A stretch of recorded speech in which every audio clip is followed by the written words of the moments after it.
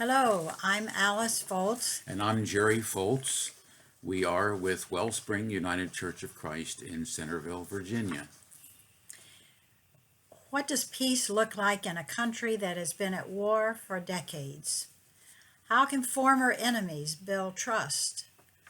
What is justice following a generation or many generations of violence? These questions are being answered now by our mission partners in Colombia. From the Central Atlantic Conference Colombia Partnership to our longtime friends in Colombia, we say felicidades, congratulations on the steps of their new government toward full implementation of peace. For more than 25 years, our UCC Central Atlantic Conference Partnership sent and received delegations and followed the lead of our Colombia partners in working for nonviolence and justice in the middle of war. We joined in days of prayer and in advocacy days with partners at the Justice and Witness Ministries office in D.C. We spoke and wrote to U.S. officials asking for an end to the ongoing civil war. The war ended officially with a peace treaty 6 years ago.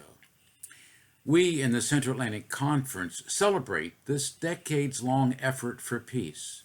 During the war, our partners and mission co-workers recorded the deaths of many pastors, church elders, and community leaders. Among the 10 million citizens who lost their lives in this conflict, we are grateful for the vision and hope of long-term partners at Justa Paz and at the Peace Commission of Sidicol. Peace is alive because of the passion and faith of many Colombian Christians. The CAC Colombia Partnership praises God for this peace.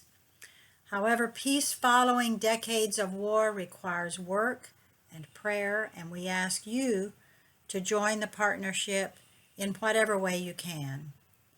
To join and participate in our monthly calls, please write to the conference office and you'll be connected with us. Today, the partnership includes not only Central Atlantic Conference and Southern New England, but also a strong group of friends in the UCC Disciples Conferences in the Pacific Northwest. We meet monthly virtually with Disciples of Christ, UCC Global Ministries, Angel Rivera Augusto, Executive Minister for Latin America and the Caribbean, and with our Colombia partners, including our mission co-workers, Xiomara Centron Garcia and Alex Maldonado Lizardi, and with Martin Nates, Director of Justa Paz, and Pablo Moreno, Director of the Peace and Justice Commission of Sidicol, the Coalition of Evangelical Churches in Colombia. Listen with us to Alex and Xiomara talk briefly about their work in Colombia today. My name is Xiomara Cintron. My name is Alex Maldonado Lizardi. And we both work with Justa Paz here in Bogota, Colombia. I work in the area of women and peace. And I work in the historical memory, human rights, and political advocacy area. And today we want to share two stories, one from my area and the other one from Alex's area. But I'm going to let him start talking. Yeah. I want to share with you guys a story that I experienced in November. As part of what I do here is to document human rights violation cases. And the second experience I had in the documentation process was back in November in the Department of El Tolima in Colombia. What happened was I was in this community and I met all these people. Most of them were women. And I started documenting this particular case. This woman, she's now 42.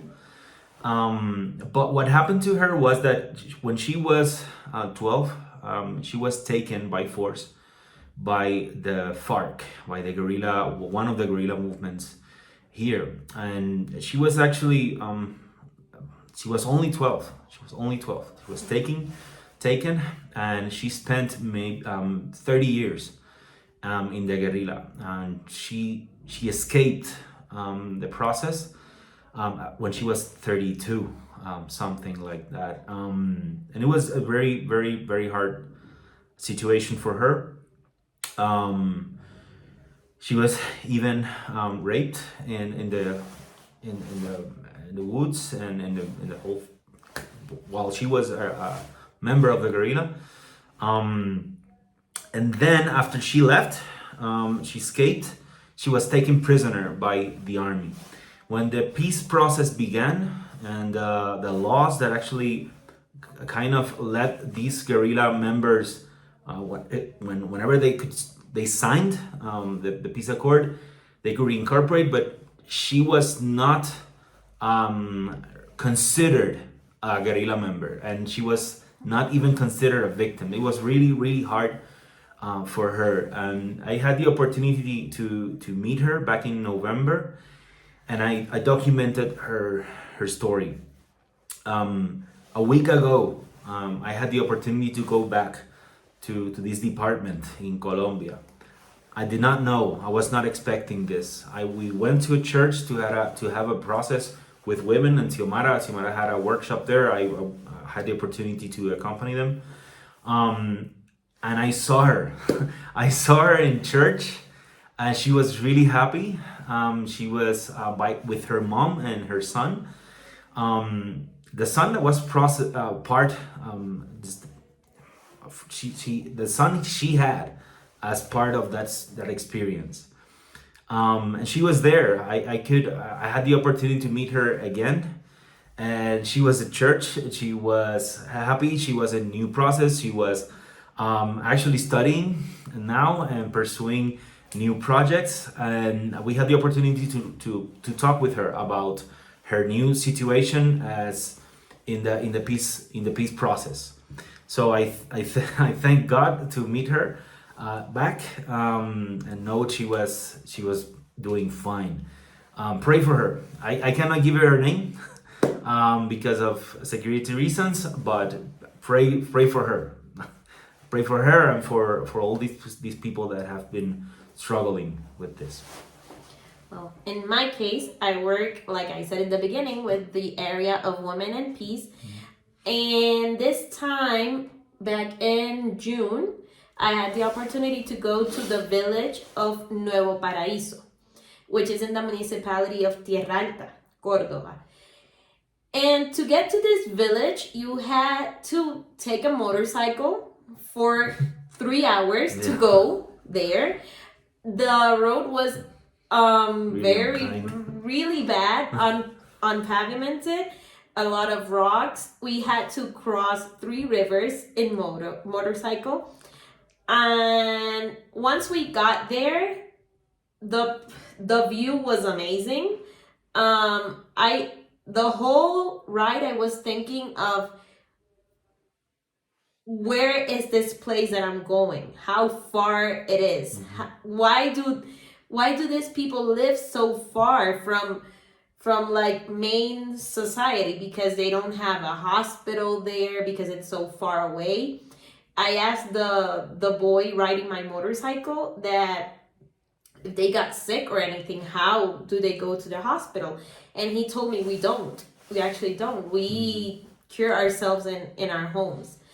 But once we got there, the women, they all looked amazing. They were very nicely dressed, high heels, some of them, platforms. And I was destroyed because of the ride.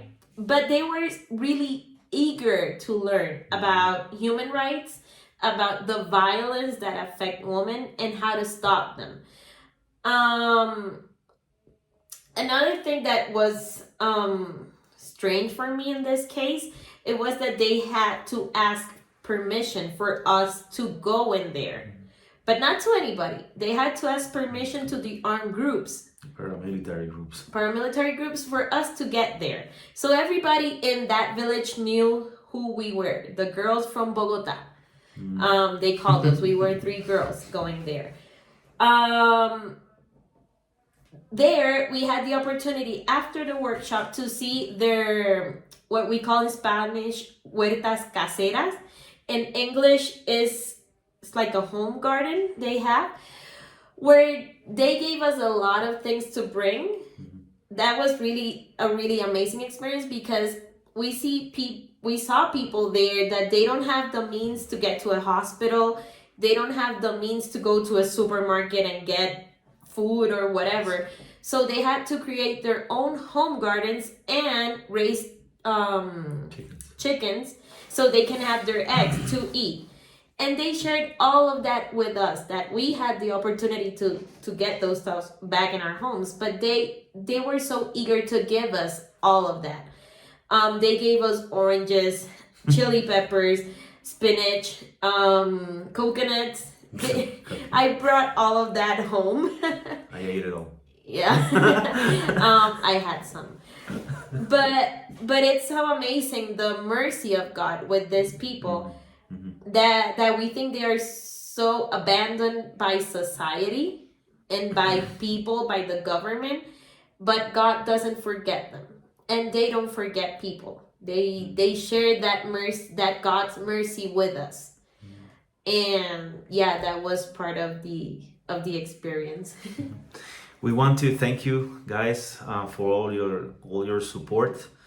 Thank you for all your prayers and your accompaniment. Thank you for your community. And